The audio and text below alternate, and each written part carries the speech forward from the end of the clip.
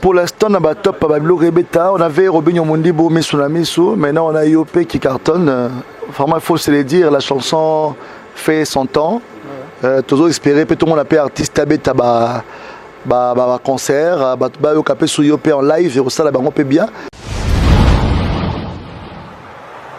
Ça marche bien, mais ce qu'on a qui n'est moi en plein, apprécier, il pense que déjà il est arrivé et qu'il se permet de tout faire. Oh, que c'est rare. Là, on peut ça conseiller d'aller qu'il a vu son artiste, il a vu son inos. Donc, à Kangamato, il n'a travaillé trop parce que là où il n'est pas encore arrivé, il n'a pas encore rien fait. Donc, il est en train d'exceller, il avance. Allô? Santé, et ça, Missouma? Ah! Mon fils, pour ma santé, Missouma? ah, okate linga lingala. Bandeko, Missouma, ezali kokate la moturingala te. Oh! Ezali mito de santé. Oye, pesa meli na batu nyonso. Employé, to non employé, mutu nyonso oyo akikaka ko contribuer na mbongo mukie. Na fin du mois, kwete mokolo akobela, Missouma ezwa soin na ye ya malamu na bahopitau nyonso ya minene ya République démocratique du Congo. Soki maladi na yo bakoki kotraite yango awa na Congo te, Missouma akozwa charge na yo okende kozwa soin na bamboka lokola Afrique du Sud, Turquie, Suède, Russie to Inde. Kala mingi te na bamboka mosusu. Soki moto oyo Missouma ezwaki charge na ye mpo na basoin, Nzambe akamati molimo na ye, Missouma akosokipe na mabe Gambia. Ate bandeko bazali libanda, bakoki koadere bandeko na bango ya Congo, po ete bazwaka soin awa na mbongo bango bazali kokufa. Na Missouma, ta santé c'est ta vie. Peu importe la réalité, mais moi je pense que c'était pas la bonne façon. Maintenant, dans Moka Moko, il y a justice et Ali. Je pense que Bakondi va mieux placer à Oye Bandeni Baokabola Masolo. Mais ça n'a pas si comme on a star, la Kofi, notre Kofi, la légende, Memaï, un garçon, un monsieur là, de rien du tout. C'est quand même nos artistes. Nous avons filmé Abina Alidor, nous avons filmé Abina Loi, nous avons filmé Abina Koukou, nous avons filmé Abina Tata Mobimba la boîte. Péba dans le monde entier, pas vacancier, pas vacancier. Flat Hotel, Bali Center, 100 cadre qui toko pona kopema. Pona bino batbolela luxe ya makasi. Bazali na mo bangé na salle de fête. O ezali na 400 places. Confort et l'alia ou à niveau ya 2 fois té. Oh, vous commis déjà? Na commis déjà. Vous en avez vos frères? Ah ouais, c'est bon. Boyana Bali Center. 7e rue. Awa ezali pona ba fête na bino batbolela ko sala mariage, anniversaire, conférence, collation de grade, réunion et service, to ba croisade, boya ko sala awa boza mobimba. Moi si. Mobiki ici. Tata yoki kolela na yo. Na pesi yo libala. Bongo eloko nini ezangi. Na lakisa yo esika okosala fête na yo. Sal ezase moko. Bali Center. Bali Center. Olobi yango. Soki oyini na botoli lipamboli na ngai. Te mokonzi na imité. Mama, na salle de fête Bali Center. Libana na yo ekoleka ndenge bayambaka Yesu na Yerusalem. Na Bali Center. Eza kaka salle de fête ya Bamba. Na Bali Center, excellence dans la simplicité. C'est naturel. Sauf que mutu na mutu, azana ndenge na yazo la mutu musu akokala koza camarade na yote, ou bien ta musu boza occasion oza ba master po na ye, seule façon au sala ke yo ye ba ifa finga. Seule façon au sala ke po tia ka ifa clasher. Alors ngasko ba clash wana na kota na marambo na souté parce que tu comprenant que to koli Tomo lukande moi mutangila bana balia, moi fofa bana, madeswa bana, yango nde essentiel.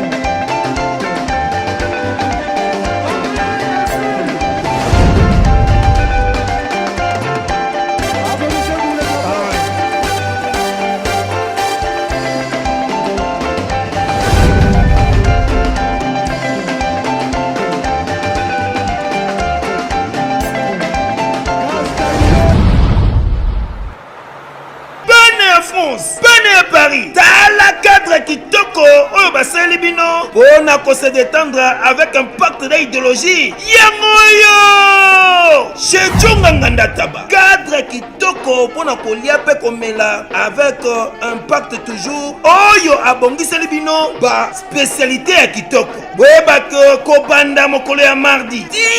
Jeudi chez Djonganganda Taba ba fongola ka partir à 17h tu 23h. Awa spécialité ezalinde ntabande tabae olien taba ya moto na kwanga ya mungwele pilipili ya kobweta suka na feeling chez Djonganganda Taba awa musale salama kitoko tunanga nini chaque week-end babengi yango weekend live, c'est-à-dire ba chanteur oyo babanda ko beta ba concert awa pona ko sepelisa bato lokola mokolo ya vendredi tozalina Suzuki Luzubu 4x4 grand chanteur de mon pays oyo akosepelisa bato na bakunga ya deux fois te oza koyoka musique oza kolia ntaba pe oza komela pe chaque samedi tozalina animateur ya monene ya mboka na biso Congo CNN Alligator bakiselaka ye calibre 12 yende asepelisaka bato awa avec un pacte na idéologie pe dimanche sombele suka bisanga avec grand chanteur Emile alias Demingongo bakiselaka ye lisusu la voix qui cloche yende akarisaka ba chant pe aza kosepelisa bato na banzembo ya kitoko na ndenge ya deux fois te. Boyoki bomoni bondimi adresse ezaka kase moko na 45 rue na commune à Paris na Romainville 93 230 tope obengi na numéro oyo plus 33 63 54 75 181.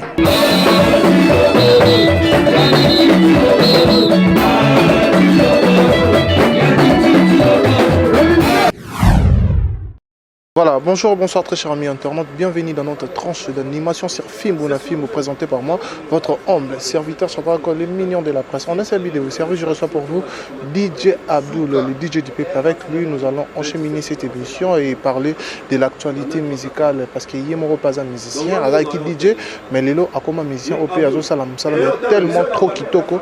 Je suis avec lui et on va développer cette émission avec mon invité du jour, DJ Abdul. Un grand merci à Kevin qui est derrière la caméra. Merci à tous les internautes, les abonnés des films ou d'un film ou les gens qui nous soutiennent de partout dans le monde entier. Nabi qui vous a rappelé belé, mais vous continuez toujours à soutenir et puis vous s'abonner à film, ça c'est un grand plaisir. Je suis avec DJ Abdul, avec Kevin, Yannick ensemble. Je lui dirai bonjour, bonsoir. Bonjour mon frère, bonsoir. Comment vous allez? Très bien, merci. Non, ça va, Dieu fait grâce toujours, ça va. Évolution, ma camouflée, ni l'autre, autant bimisa. Chanson on a bossé un titre, excusez-moi, lettre C, voilà, autobim ça lettre C, et puis évolution Marambouizan de Maramboui qui est très bien, Maramboui qui est très bien, donc Dieu fait grâce. Et là qui chanson dédiée à la grande dame Karine Moukanda, comme dit mon opéra mon arafalantique, on dit mon faito bim ça rapidement et les cachos chaud, mais vraiment baby qui est DJ Abdul il y a chaud, il y a bad dance, il va réclamer trop, mais n'est Mikolo tiki moins puissance. Quand on voit qu'il y a un new single, mon senzate, il y a un des autres makalaming parce qu'il y a un des secondes ma ba comprendre que bilengi vraiment donc là ça sous ma donc ba piste inda ba tout ba ko tenga marabe mon senzate donc ça veut dire ba comprendre des dimensions to qui nango donc to qui niveau les colos sous ma casse donc plus que même les colos quoi ça dit to continuer ma pata to déborder pression quoi donc ba ba ma de suite to travailler parce que ba to ba soutenir biso ba lingata to travailler boy to bo maman nzoto pour que makambo za la kana ndenge sengeli quoi. Voilà. Talaka film news. Appelle ce mot à mon pote Ken Piana. Ken Piana. Allez la générique des fois. Voilà mon tour dans les fort. Et moi et bien appelle ce mot à trois cases. Merci beaucoup. Comme je vous avais dit, je suis avec DJ Abdul, indépendant au Bétani Masolo. Et alors, DJ Abdul, récemment, tout le monde qui au CGTA qui n'a polémique entre eux, comme tu avais dit, ton petit frère Innocent Balomé, par rapport à Yamarambo, il y a Bandaki Kolobapo, et puis du coup, c'est ça qui n'a pas un mot pour ça, pour éclaircir Baboni à film. Non, ben j'avais dit je parlerai plus de ça parce que ça, en fait, au moins Makamoussou sont en famille. Je pense qu'on a une famille la musique congolaise. Ceux qui montent à la moi erreur, il faut que zong ça ait, à les kinabiso. À même là moi sentiment moi n'importe quoi. Il fallait quand même la recadrer la situation on a rapidement. Et tant on peut dans salle au faïna sala, bah tu as vu quand même beaucoup de fils, bah tu belé, bah bengaki. dans les Kinayo, moi je n'ai pas dit quelque chose de méchant, sauf que c'est lui qui a quand même s'est mal comporté des dires de propos, genre que tout le monde a trop de la porte à karaté pour l'angaz leki. La limite ça déjà est, donc voilà quoi. Salamaki c'est notre artiste qui mérite notre soutien. N'a parlé Baswanaka, Babundaka, après Bosukabion tout doucement comme Boké ensemble quoi. C'est un artiste comme tous les artistes. N'a les à la télévision, n'a soutenu l'artiste et la bisso. Je suis pas là pour combattre la musique congolaise, bien pour combattre un artiste. Mais quand un artiste déconne ou bien déconne sur les DJ, on doit vraiment le recadrer et le mettre vraiment à sa place. Il y a au moins ça qui va émission pour lui remettre sur la ligne. Mais après, on a déjà mis le pendule à l'heure. Inos, c'est la famille, donc tout c'est lassé. Donc voilà, quoi, comme on dit, Nakin, tout c'est lassé. Bonne chance à lui, bonne chance pour sa carrière. Et nous, on avance, quoi, parce que DJ Abdoulaye Sika, force à lui, force à la musique congolaise, que la musique congolaise vive, quoi. Voilà. Que la musique congolaise vive, comme tu viens de dire tout à l'heure. Et alors, toi, comment on appelle, parlons un tout petit peu à Vati, parce que aux DJ, en étant artiste et musicien, au bêta un peu musique, il y a une boîte de nuit, il y a une évolution musique, type nin open là, ils ont carté parce que partout, comme il y a un challenge, et alors, et ton DJ qui a sa Moussa qui peux dire quoi par rapport à... Non, ben, pour l'instant, on a top on avait Robinho Mondibo, Missunamisu, maintenant on a IOP qui cartonne. Vraiment, il faut se le dire, la chanson fait son temps. Toujours espérer, tout le monde appelle artiste concert, capé sur IOP en live, et ça, on peut bien. Voilà, parce que Robin IOP, Toro Boyate, comme on dit, la kin. Nga ba comprendre te nga za mta vérité so mambo ya vérité to ba vérité so mambo ya mta déconner to zong sa mutu mais vraiment nous on n'est pas contre ça, ça marche bien, mais ce comment na kinera so mta zu moi en plein ba apprécier ba betele maboko, il pense que déjà il est arrivé et qu'il se permet de tout faire. Oh que ça erreur là on peut ça conseil d'aller qui n'a vu son artiste na biso Inos, donc akangamato il n'a travaillé trop parce que là où il n'est pas encore arrivé, il n'a pas encore rien fait. Donc il est en train d'exceller, il avance. C'est bien beau de faire danser les gens, mais le succès, ça tue. Ça peut te faire monter, ça peut te rabaisser par terre. Et quand tu crées, tu construis quelque chose qui marche, reste posé, reste humble, reste toujours dans un bon esprit positif avec ta direction. Au Kendenango Diboso Turokoma. Aza Congolais, il y a la fierté à Congolais. Pour Nangaï, il y a Robinho Mondibo, Baye Baké, Bazobini Samboka, mais Sili Walate, ça veut dire. Bientôt peu album monsieur Obima ba single ba talentueux peu belé ba obimisa bientôt formidable Zoya bientôt album Papa Chéri Zoya parce que 2019 Papa Chéri ba album fait bima, donc toujours espérer que 2019 oyo to bina ma balle de match album comme une phrase qui est préfet toujours c'est la Fali Poupa toujours c'est la faire rigolo dans le studio Black Box toujours c'est la artiste belé hein na mona papa JDT na mona qui papa so je sens nyoka longo abimisi sève et zobeta déjà payé toute l'année promotion peso mata. En fait la musique congolaise a une vaste diversité. OK bah tout faut pas comprendre que biso ba DJ tous en pour lancer la promotion na bango to lingara musique congolaise mais ça na qualité où ils sont vendables, commercial et puis respect à clip à bien, minutage. Donc tu vois, et pour moi c'est une fierté quand les autres font danser. Biso peut tobini ça ratro continuer à robini ça, donc mais mingi d'abord DJ Abdul la DJ on a ça pour lancer la promotion et bah musique congolaise d'abord et puis la musique du monde quoi. Voilà. En parlant de faire ego la quand tout à l'heure aux DJ au bêta la musique que ça rappelle la promotion surtout il y a musique nabiso et puis musique internationale. Faire ego là pardon tous la paix héritier Watanabe la bossa la moto la tembe totoring tous la mi ange mi démon na PC ba moto le dimanche na fiesta donc quand au soleil puis moi trop avec son album album degré na okende na ngo bat ba la surprise héritier Watanabe. Parce que l'album na Ezoya Makasi, na qui bon ba extrait au senga na casque na bi non la rumba est comme une dimension mususu, donc ba fanatique héritier Watanabe, je pense que bon c'est pas la bonne discuter. Voilà, je disais qu'en parlant de faire ego là, autiko bimisa, type morobo et rosignol, le no betarango na ba soirée au nayo, ba de ça la ramsana qui DJ public ils ont recevoir comme ba mélomane ya bonne musique. Rossignol, c'est une très belle chanson, mais je pense que c'était pas les moments, c'était pas les moments que le président Ferrego a Bimisango sur le terrain. Je pense que le clip est vraiment très bien, c'est un très beau clip, mais je pense que c'était pas les moments parce que déjà au Moni, j'ai comme l'impression il y a des gens qui sont autour de l'artiste RMOP, conseil à moi un peu n'a pas trop bien cadré. Je pense qu'il est entouré. Oui, donc moi je pense que la meilleure façon de voir le terrain aussi, ça cartonne. Si par exemple Ferrego avait lancé peut-être un truc chaud, il y a une norme PL qui est là. Je pense que tout le monde sur la peut m'amener. Batumi Kolo balingi obina. Balingi na bango actuellement barumba vraiment la minute et barumba musique mboko na biso. Mais c'est pas les moments il y a obimsanze moi ko signal audio nango yango mo beta vraiment c'est une très belle chanson. Na batubi balinga rumba wana balinga rumba mais le clip est sorti peut-être dans un moment où il s'engage parce que Nzembo mesure maintenant je pense 2 ans après. 2 ans après, depuis l'album Mike, qu'est-ce que j'avais dit? Je pense que c'est 2 ans ou 1 an et demi, je pense pas, mais c'était pas les moments. Mais je pense que consommer on malembe. Ce que le comme vraiment juger musique par rapport à ma view. Et là où ça ramte ma passe. Ma view est la musique. Musique est vraiment bonne que non. Un Congolais, Maître Gims, à Betty Stade de France pour la toute première fois un Africain noir, un Congolais. À Bété dans le Stade de France, Makamba souvent le bila yango wana. Na ngana mona ba émission tout vraiment héros. Toujours le bila mona mboka mais apparemment na Congo makambo za makambo buzoba ndezo vraiment ampleur.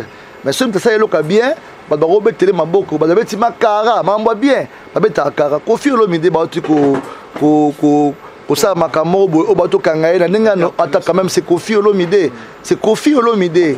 L'autre zela monta kufa pour que bazwa mutu Bassa Eléo et puis Aza na rang ya ba chevalier ba pesa médaille na niveau ya président ça pesa ba médaille après ça Kofi après ça Wera après ça JV et ba bomba Rosimba ba on ka beauté vous comprenez peu importe la réalité mais moi je pense que c'était pas la bonne façon maintenant na moka moko ya justice ezali je pense que ba konzi ba mieux placé à oyer bandeni ba okabola masolo mais ça n'a pas si comme on a star le Kofi Olomide notre Kofi Olomide la légende mais un garçon, un monsieur là, de rien du tout, c'est quand même nos artistes. Nous avons filmé Abina Alidor, nous avons filmé Abina Loi, nous avons filmé Abina Coucou, nous avons filmé Abina Tata Mobimba la boîte. Mais ce que star n'a pas humilié, au vandi, au filmé, donc on dirait moi, Mokebo, qui est né, vous comprenez? En tout cas, ça n'est pas si fort. Bakondi, mais façon vraiment que dans ma solo, on a vraiment besoin de que dans la prison, on a choisi parce que on a besoin même la prison peut vivre. La prison va vivre. La prison on vivre mais bon quand on social quand même nos artistes doivent être vraiment cause à humilier bon côté. Je pense que bas soutenir Abisso, ceux qui m'a bezali. La loi existe, on interpelle la personne, à la voiture, beaucoup de escortés, na palais de la justice. Je pense que Kofi c'est le patron de la musique. Donc voilà, donc moi je pense que cette façon-là, il y a même artiste, ça n'est pas si fort, mais je pense que la loi est Dieu, mais c'est la loi, courage et force à mon vieux, le grand Mopao, Songa Mbeli Babetaraliko Fité, donc en tout cas, que du bonheur pour toi. Affaire en Oya Basansir, en Oyo comment parce que Banze Mobima qui a un an passé, M. Bimé, il y a moi appelé qui net Alidor et Bimi il y a un an passé, Pipi on est à fit au Salaina Banaza, la femme de quelques années Mboya Singi là, mais Sansir et quotidien et 4 ans sous affaire à Basansir en En fait, moi je pense que Vena Bisso a censure et des Bisso parce que Baza Vena Bisso, Kapé musique Nabisso, Baza Bakonzi avec tout le respect. Velanga Didi Kelo que je respecte beaucoup.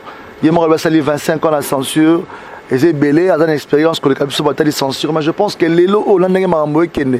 Maramboué belé il faut la censurer que la musique. Aujourd'hui, dans la télévision, dans la dans la série, les cas de la télévision, dans la Makambo, les cas de la TV, ils ont plus censuré, il faut la censurer que la musique au besoin acquise biso. Bango mo pe babina ngo. Tu vois? On pense que Hermo Sosa m'a censure qui place moi tiens mon obina kobina penze mon hôtel on comprend kobina parce que ça ma bébé tango kara mais so yo mo obina on sait que linyango moi je pense que netwa entre nous ba konzela beso babina te banze moi na parler tata mobimba babina ngote oro matanga babina ngote donc moi je pense que ça la musique à Congo la loi est dire mais c'est la loi et puis les artistes aussi.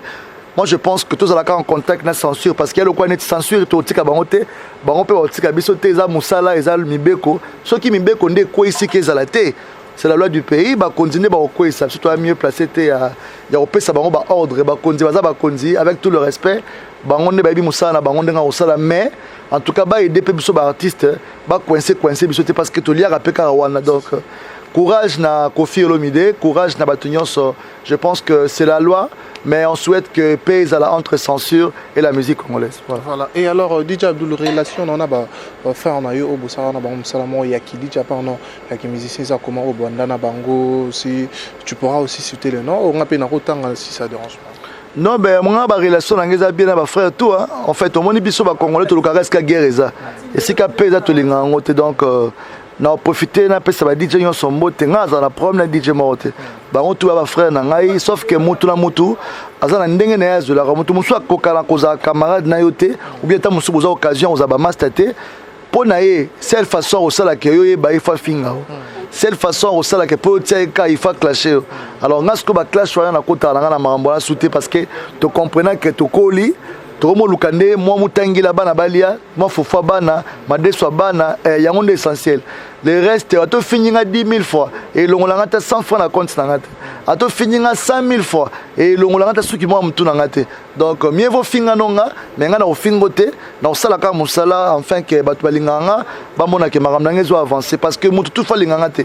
Obalinganga Baza, Obeaboya, Nanga Moninga Boyloginango, et Pesake Kanda. Donc na sala epelo roté au ratata au sunanyo abano finga au dans le vide donc na mesto mesala na Congo comment on va partir tout la biso finga nga loba mabe kumisanga na suka film nzambe ka ndem ta moloni voilà. Alors des fallait pour pas on a fallu pour pas relation na ezaka grand frère kana petit parce que il y a des gens qui disent que DJ Abdoul Azodiembe la fallu pour proposer un succès peut-être. Ah non Diembe la fallu ndeni wana vient nga ce grand frère na prêtre na puissance il faut na komisa je suis le DJ officiel dans la télévision. Je suis le DJ officiel de BCBG, de Papa Chéri Sultani Motopamba. Veuillez à comprendre vision on a solagina président nga moko na pas JB Piana na officiellement Papa Chéri par rapport à l'album, on va travailler ensemble comme les DJ officiels. Je suis le DJ officiel de JB Piana, mais cela ne m'empêche pas de jouer la musique de Werason. Cela ne m'empêche pas de jouer la musique de Fally Ipupa. Et ça contrat, ben DJ tu as option à contrat, ça veut dire un contrat lié avec l'orchestre BCBG. Donc naza porte-parole à BCBGT, mais je défends la musique et la valeur et la qualité de la musique de JB Piana. Ça veut dire ça ne m'empêche pas en tant que DJ Abdoul de jouer. Ceux qui Papa Chéri par exemple na artiste moi lingakete et ko boya ngana beta musique na été mais ngai naza la qualité ya ko kumisa les œuvres de Papa Chéri après 10 ans sans album, l'artiste est toujours en forme, il fait des concerts, il est en forme, il joue chaque week-end. Naba fête JB il est incontournable, il a la crème de la ville, il a de bonnes personnes derrière lui. Malgré il n'a pas de nouvelles chansons, mais il a des chansons où quand JB joue, tu sens qu'il y a de boss, il y a de gens bien garnis, champagne, il faut comprendre que tu as mal live. Tu as en plein boulot, tu as Coco Jambo et pas Jamal Saïd, c'est-à-dire manager légende. On a bien un manager légende à Salatro. Il y a un trophée parce qu'il a trop fait. Donc, c'est-à-dire depuis Mambo, boîte d'âge, tu dans la ville, grand hôtel, nini, standing. Donc, c'est-à-dire. Qu'est-ce qu'on aura un standing? Moi, standing, on a standing, c'est-à-dire. C'est-à-dire à ça donc Makambu à niveau tout. Mais c'est vraiment une personne légende que moi je respecte personnellement. Il a contribué dans ma boîte de nuit et puis il fait ça bien. En fait, au moins, il y a des gens qui ont manager. On a soirée. Mais il y a des gens et puis il n'y a pas de on a comme 4 et 5 dans la soirée. On dirait que c'est multiplié. On a compris sur ces métamorphoses dans la soirée. Donc, des expériences. À la bar, au moins, il y a un service. On a DJ, au moins, il y a un VIP. Il gère tout le monde parce qu'il maîtrise la chose. Donc, big up à lui. Il est avec son frère, qui est venu aussi de la famille, Joe Boyendoa. Donc, il travaille en synergie, en équipe. Donc, ça dit, c'est la famille. Donc, nous sommes la force. Au côté Jamal, au côté Joe Boyendoa. Donc, c'est la famille, quoi. Donc, on a vraiment pour Nanga, Coco Jambo, c'est un cadre où les Congolais faut appeler ça confiance. Et que, ma banque est arrêtée. À part quand mardi Mozindo, mingi, bato balinga mabanga siko tout le monde à la mardi Mozindo. Il y a une émission spéciale dans DJ Chéri, Papa Fraise, où a eu exclusivité à il y a mardi nyonso donc émission monene digital hip hop mardi mozino salima numéro 1 a wanaye il y a un moni pe na baki bon comme la presse internet ezali faut pas zapper actualité talaka fimbo na fimbo news avec Ken Piana et ça ka kitoko makasi quoi Papa Fraise après Abidjan to moni que lelo ba journaliste vraiment autoro ça la confiance bazo bunda pour la défense à musique urbaine Didier Chéris Papa Fraise force à toi donc on est ensemble.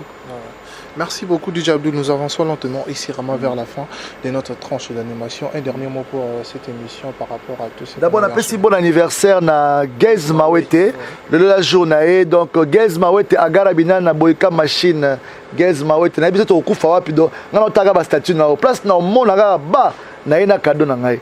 Donner la bonne la statue na Gez donc place na monaka eza to to kabola moi gâteau to bina moi et loka sikawana to boka milinga likolo na shisha donc force à toi Gez Mawete pour son anniversaire. Donc concernant moi question c'est sans polémique on dirait au soutenir mingi Gez Mawete auparavant tu étais à côté il y a Innocent mais aujourd'hui comment plus Gez bah tu faut pas longa option na sur le membre Gez Mawete c'est la linga Innocent parce que aux aramingi doit toujours alinga toujours excusez ngandiro na ngai pardon vraiment totika makambo yango ndezo boma musique ya Congo Gez Mawete asala makambo na rien à voir na mambo Innocent Innocent pas dans le monde na ye na makambo na ye but en fait congolais quoi linga comparaison mais Innocent peut côté au pe azobuka na répondre makambo na bien te pourquoi est-ce que faut que na répondre ma bé pour bimsanga ma bé to yamo na pe ma bé to panzala ba congolais pour to la pe ba émission ya Innocent azolo ba malamu penza ma bé est allié alobane ma bé moi je pense que moi je vais plus répondre soka lobi mabe pona nga na osaka devoir na na DJ na ko beta yuma no kaka na ko beta ngo kaka eza peka nzemba mboka soki nde ya legi na télévision abike non DJ Abdul ko beta so musique na ngate OK ngape na bengi bandeko na nga allo ba DJ ba boy toute la musique à Innocent to beta pe souté mais nous les DJ on est là pour soutenir nos artistes nga pona nga le net Gims abeti bo lo bilango te Gims la congolais aza mwana mboka le na bisio la concert à Stade de France en fait il y a 80 000 places mais donc guichet fermé Stade de France n'a ne salamate depuis Maramba depuis musique congolaise et banda depuis musique africaine et banda premier africain noir à bête la Stade de France à Tondisango plein guichet fermé on l'appelle Maître Gims Guimarano dans le maître respect on a vraiment en tout cas mon ami on a même génération. Dadju était là, Gims Salav Mamasta, c'est vraiment notre frère. Big up, respect pour ce qu'il fait avec son travail. Et moi je pense qu'il mérite le soutien de tous les Congolais.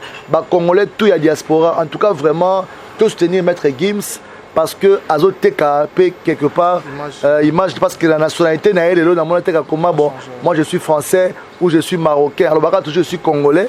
La historique n'est pas congolais. Comme c'est un Congolais qui fait l'honneur du Congo.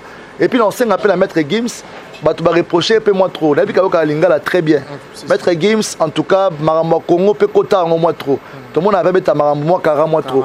Et puis n'enga karate à mon amboka. Et puis ça la pas si t'as muso mon to kufeneti. Mais c'est moi mon nene. Mon Maître Gims a publié à Komé l'autre. T'as muso problème moi les galamboka. Mon Maître Gims a Komé l'autre. Parce que Congolais muso soit comment ça va comme Wakanda. Que nene yada star kuta ambassadeur. Ana ba raison na ye. O ça la peke non. Abeta marambango tu disant que attends musu pas au que Gims ça star monene papa ba star ba vivre dans le monde mobo na monde mais l'autre internet marambo le kana Yougoslavie so betango siko otala marambo le kana Angleterre so moi je pense que Maître Gims c'est que je peux demander mon frère jette aussi de l'œil au Congo des histoires que tu peux répondre tu n'es pas obligé mais un petit mot comme tu le fais toujours hein Megiwarano. Je sais que tu vas suivre peut-être que Maître Gims pour partager les liens au bout de là. Que un DJ Abdul, j'espère qu'il me connaît parce que ton autre DJ Gims depuis tant mais il y a quand même artiste moi au monde a été bloqué par artiste et ça la peut sur DJ pass tu mets ta musique na bango mais so ba na Congo karaoke na karaoke ba tu ba bombi bango t'es na vérité ça fait pas bien même la presse. Au moins, on a Didier Chéris avant un plateau. Maître Gims, mesdames et messieurs, clip n'est pas. Moutou ça y a une petit clip à monter. À monter. Mais Gims ça y a. Moutayo 50 ans sur interview. Pour bon digital Congo c'est vrai que ba robot est monté impossible. Gims quand il y a balébélé maintenant par exemple. Mais que oye ma bon moi jouer c'est moi battu. Zana boy. Les cas boy. Au DJ moi bon on a DJ babwaki si ok, tu vois.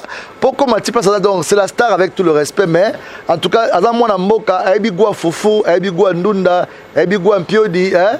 Mais voilà non mona Juna na vient abso donc ve Juna na vraiment ça va. Hein? Vraiment. Les enfants c'est la fierté quoi. Donc même maman on tika to bota la ba Gims na ça loy bazali.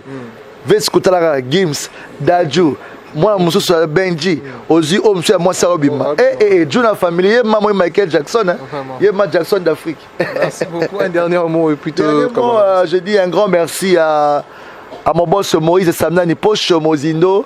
Un petit message na DJ Amaroula, je m'adresse à toi personnellement. S'il te plaît, quand tu passes à la télévision, sois quand même un peu reconnaissant. Moi, je te donne un conseil en tant que frère. Ça sert à rien. Tout ce que tu fais là, ça sert à rien. Tu connais ce que le boss a fait pour toi. Tu sais après le club comment ça a été pour toi. Et aujourd'hui, Mambo, la télévision, on n'a pas le temps pour toi parce que déjà, une actualité dans la montée. Donc, tu as côté pour nous follow ma case. Tu as follow déjà dans la tika.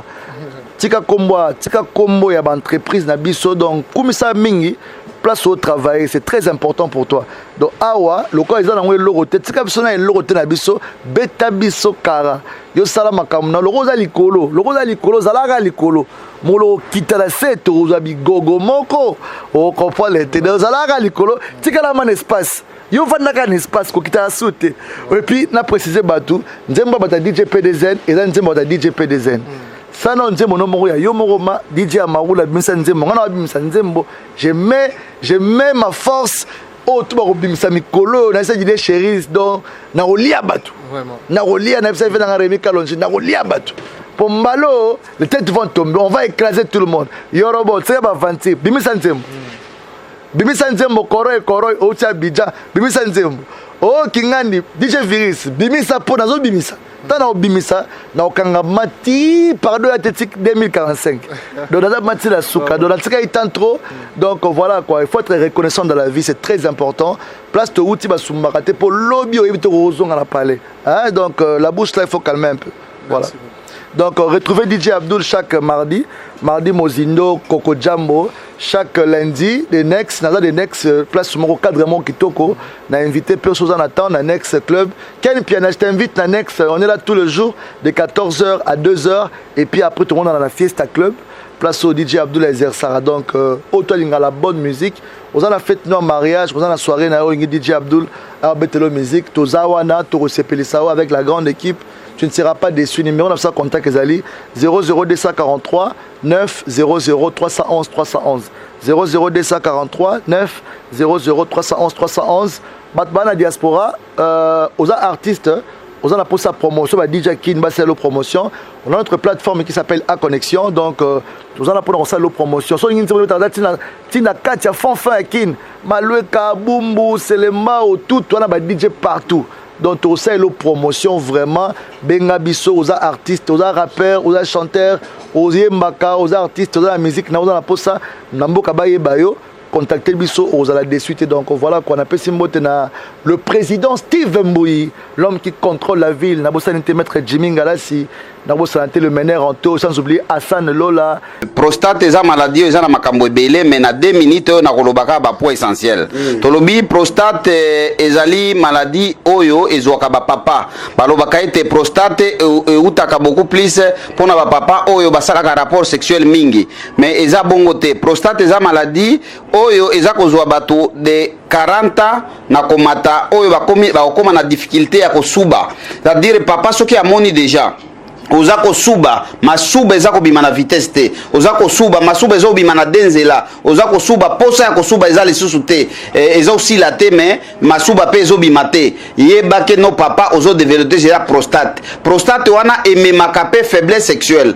donc pona nini ekomi na inflammation na niveau ya prostatite donc ekomi na maladie prostatite na niveau ya prostate wana oyebake no oza déjà na kati ya prostate wana traitement nango ezalaka ka opération mais na cabinet docteur Hakim tozana traitement sans opération ya prostate quel que soit ozo ko suba masuba ezako kende su na vitesse te ata 1 mètre comme lisusu te ozako suba posa ko suba ezosila te yeba yaka na lombango na cabinet docteur Hakim Chebi José ou bien obengi biso na plus 243 84 06 55 760 ou bien au s'abonner directement na YouTube ya docteur Hakim officiel wana okozwa traitement ya prostate donc lobi prostate wana et même ka faiblesse sexuelle prostate wana et bomaka prostate wana et ezali maladie moko mabe o ezako bika na produit naturel na cabinet docteur Hakim Chebi José. Le milliardaire, le millionnaire Ridi Loum le tsunami Azoya des retours en force, il travaille chez personne, il n'a jamais travaillé chez quelqu'un, c'est le boss, c'est le patron à vie. Hein, le nouveau, il a été toujours millionnaire depuis l'âge de 17 ans. Famille royale suédoise, Ridi Loum le tsunami, boss, il y a boss. Donc tsunami wana ko do sadi mikolo to confirmé bateau atika rabi sauté donc on appelle Simbote na batutu au bateau na DJ Abdou sans oublier à toi Josué Diasuka donc merci à toi parce que tu es toujours avec nous. Ken Piana mutunanga ba mota trop film na film toujours allez film na film news. Merci beaucoup tout donc et puis na yo moko sala musado bien na ebike bato ba osepela bana poto ba vrai chéri ba tantine canon na pesi moto la maman bonheur Sandra depuis Lyon. Félicitations à mon vieux Vicky Jenny Mokonza Lyon. Heureux mariage avec maman Roxane, la star de rock. Nabo sanité, bana Lyon, nyoso kalaming était bonne nouvelle. N'a pas si René Makondele, Bambota trop, sans oublier Junior Moubele. Donc on est ensemble, il n'y a pas de souci. Merci beaucoup DJ Abdou. Merci. Un grand merci à tous les internautes qui nous ont suivis du début à la fin. J'étais bien avec DJ Abdou, le DJ du PPCT. Donc avec lui qu'on a encheminé tout au long de cette émission. Un grand merci à Yannick qui était derrière la caméra. Merci à Pito Paleken Pianama Kizembe. Au Benazo peut sa confiance à Chabak les millions pour un boulot auto. Comme ça, les Arabino, Batoubola Narabiso, les abonnés, les fous, vous continuez à s'abonner. Et ça me fait plaisir à Kitoko. Merci à tous les internautes. Merci à Dané Chandou. Merci à Alain Chandou, Katia Lège. Pourquoi pas aussi penser comme ça à Dido Dilo avec plusieurs fois par an belge. Quant à moi, nous nous retrouvons très prochainement. Big up.